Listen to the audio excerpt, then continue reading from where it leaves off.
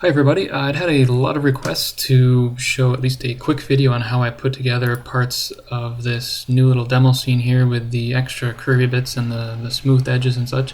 So I just wanted to go ahead with that. Sorry for the audio quality, I'm just recording this real quick on my laptop.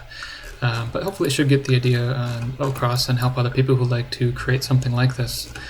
So obviously the big deal in this case was instead of the usual hard edges and surfaces, I ended up creating something just as a bit of an experiment. I had a lot of fun with it, so kept going with these much more or almost entirely smoothed areas so that it's quite a departure from what I've usually created for demos.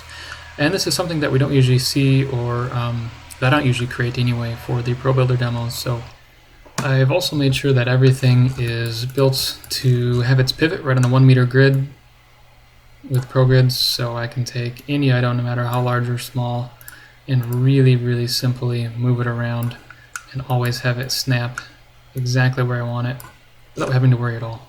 So that makes it very easy to quickly copy and move all these parts around and build all sorts of neat chunks. So all of these are just lots of different pieces put together to make this little demo scene.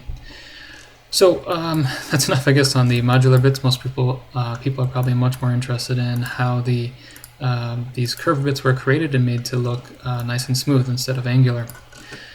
The one that got the most attention, I think, was this outward turning curve. This area, or this part right here. And this was one of the more difficult parts to create, mostly right now just because we don't have a donut parametric shape yet, but that's definitely on the way. Something that came from me building up this scene is that I was able to write down and set up a lot of changes or additions we can make more smooth structures a lot easier for everyone to create. However, even without that donut shape, this was fairly easy to create and actually required some custom work that the donut shape wouldn't have been able to do entirely. It definitely would have helped though.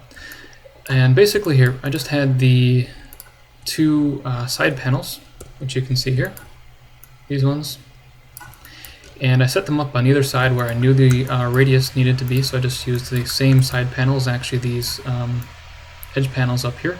It's the same one, so I can reuse that nicely. And I set all these three up and knew that I needed this then to be a radius of 2 meters, since these have a 1 meter radius, again the side panels here, and just drop down a cylinder with the shape creator.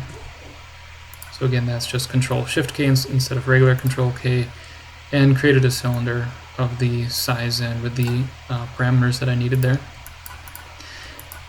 And then from there, I simply took the loops and used the scale tool to scale them in and out, until they matched up to the edges over along here. So to show that a little better, if I put this on shaded wireframe, that always helps. And for example, if this loop had actually been out here, I would just scale it down until it was real close. And again, the donut shape would allow you to get this mathematically perfect, but for now it's actually not all that hard to get, just about right on. And then I just used the built-in vertex snapping to get it to match exactly. So that was pretty simple. The other half of this was that the loops going longitudinally, it's probably a word, these needed to go from 12 on the bottom, since I needed a lot more, or double the polys on the bottom versus the regular sides you can see here, or these smaller radius curves only have 6 because that's all they really need. They're being seen from these angles. They don't need more than 6 to be smooth looking. But this one is a lot larger, double the radius, so I gave it double the amount of edges. So here it has to go from 12 on the bottom up to 6 on the top. So I basically just pulled these over bit by bit and then collapsed the verts together to make 6 on the top. And once you smooth that out, it's just fine. I can show you that without smoothing also. This is the other big trick here, is using, let me turn off that shaded effect. So right now this looks very smooth because it's using the smoothing groups. If I clear those, you can see how it now has that faceted look to it. I'll do that over here also, just to make it more obvious. So you can kind of see there, maybe if I turn off lighting, that'll be more obvious. How this doesn't look smooth at all. but these over here do, of course, on the right hand side.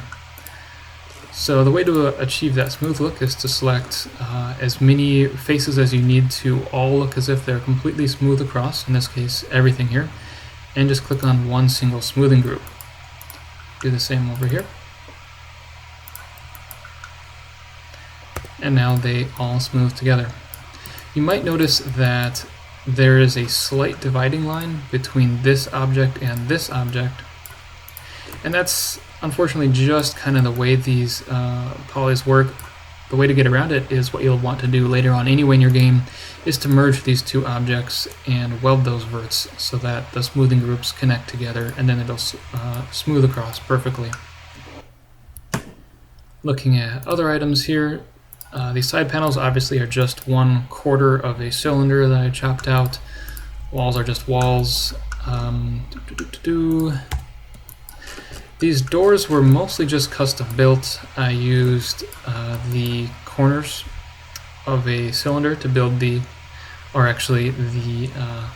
quarters of a cylinder, just like for these here, with half the radius of the wall parts. And stuck those on the side, connected their edges, and then just piece by piece by hand extruded new edges out to make the extra loops here. Each of these going across